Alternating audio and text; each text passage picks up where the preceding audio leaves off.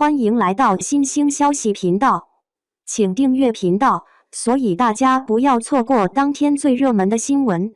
我们今天的时事通讯包括以下内容：赵丽颖做梦都没想到，给她当了8年替身的女孩，如今已跟她平起平坐。在阅读此文之前，麻烦您点击一下关注，既方便您进行讨论和分享，又能给您带来不一样的参与感。感谢您的支持。直到看到赵丽颖的替身能独当一面，我才意识到杨幂和她的差距。于正的话应验了。01世人知之龙套演员地位卑微，却不知还有比他更为卑微的，那就是替身演员。文替、武替、光替、裸替、手替，他们就像是明星的影子一样，如影随形，但却从未被关注。不过也有例外，赵丽颖的替身就是如此，从默默无闻逆袭到一线演员。她就是演员李一桐，原名李雪，学舞蹈出身，第一次出现在大众视野是2010年山东卫视相亲类的综艺节目。为了露面的时长多一些，卖力的在镜头面前表现。在别的女嘉宾匆匆亮相就下场时，她专门为自己设计了吸睛的开场动作。那时她虽然青涩，但眼里满是对镜头的渴望。再次接到剧本，就是赵丽颖需要找替身的时候。颖宝是戏疯子，出道多年很少使用替身，不管是打戏还是危险戏都尽量自己上。拍摄《楚乔传》，高温天气在沙子里被拖行；拍摄骑马戏，因操作不当从马上跌落致使后背受伤。这些都是他敬业的证据。但他不是万能的，有些专业的动作还是要交给专业人士来做。李一桐是舞蹈专业，在这方面要比颖宝出色得多，因此选替身的时候，他因身高和颖宝相差不多被选中。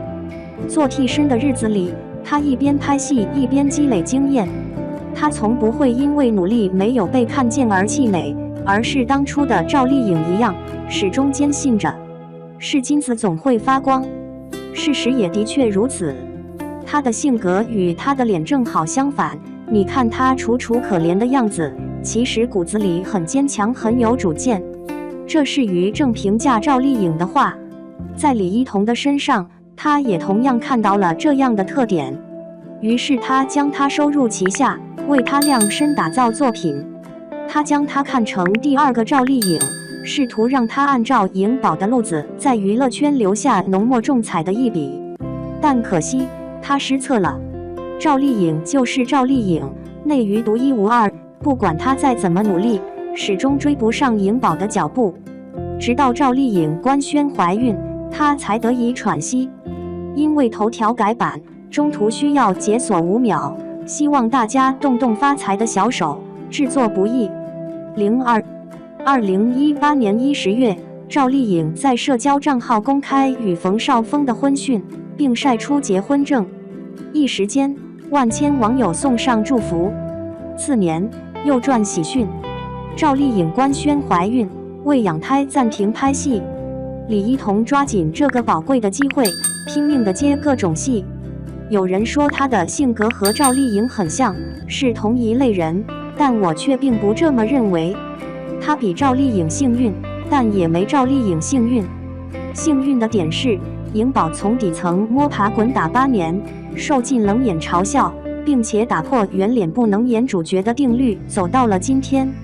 而她恰恰相反，无限超越班里，一群明星艺人在车里听着素人群演的拍戏经历，热水泡冷馒头，上百人挤着试戏。镜头扫到旁边的李一桐，眼里的泪水都快溢出来了。你以为他是感同身受？不是，他是觉得自己这一路走来太顺了，因此感觉到十分幸福。太幸福了。事实也的确如此。自从出道以来，他在影视资源这方面就没有受过什么委屈，作品的整体制作水平都很高，且几乎部部都是女主。《半妖倾城》里的聂倾城，《射雕英雄传》里的黄蓉，魅惑无疆》里的婉妹，每一部的口碑和收视率都不差。搭档过的男演员也都是当红小生和实力派演员，比如胡一天、李现、罗晋。都说万事开头难，但他一出道就是旁人无法达到的高度，这点他比赵丽颖幸运。不幸的点是对比颖宝，他身上少了点气运。颖宝走到今天这个位置，除了他坚持不懈之外，还得益于他的观众缘。圆脸看起来不大气，但也正是这份不大气让他增添了一种亲和力。比起那些外表看着冷漠的，人们下意识想要接近他，而这就是观众缘。李一桐身上没有这种感觉，以至于不管他再怎么露面，都无法给人留下深刻的印象。